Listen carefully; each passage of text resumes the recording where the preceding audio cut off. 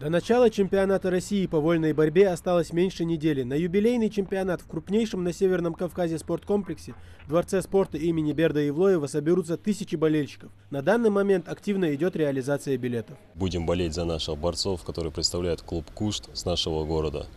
Для нас это очень важное событие, как для болельщиков, так и для спортсменов. Надеемся на то, что наши спортсмены покажут достойный результат.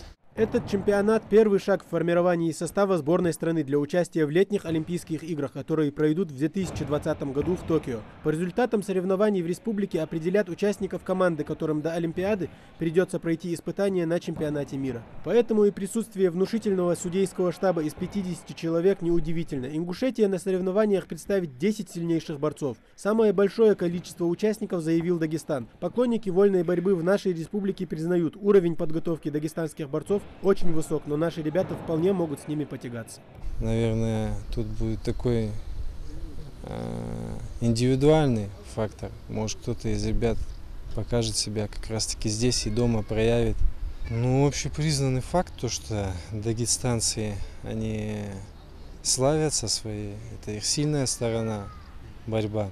Чемпионат России по вольной борьбе в Ингушетии афиша достаточно звучная, поэтому неудивительно, что даже люди, до недавнего времени не слишком увлекавшиеся этим видом спорта, тоже собираются на соревнования 12 июня. Дагестан представил более 70 бойцов, и для меня лично в приоритете Садлаев. Жду его боя.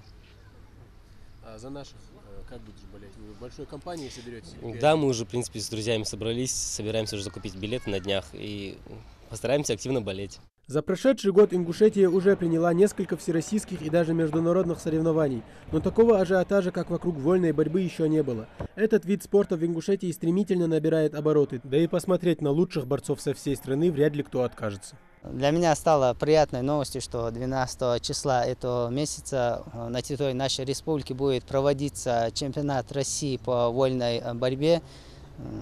И мы будем болеть за нашу школу вольной борьбы, за ингушскую школу вольной борьбы. Конечно, значимое событие для нашей маленькой республики, и я это считаю большим стимулом для наших ребят, чтобы посвятили свою жизнь именно спорту. Прямую трансляцию состязаний можно будет посмотреть на канале Ингушетия, на официальном сайте НТРК и на нашем канале в YouTube. Кроме этого, чемпионат покажут на Матч ТВ. Республика с нетерпением ждет выступлений борцов. Соревновательная часть начнется уже 12 июня. До этого времени будет установлен борцовский ковер, подготовлены помещения для спортсменов и проведены все остальные нехитрые манипуляции. Остается дождаться самого главного – приезда борцов. Без них чемпионат, как ни крути, а провести не удастся.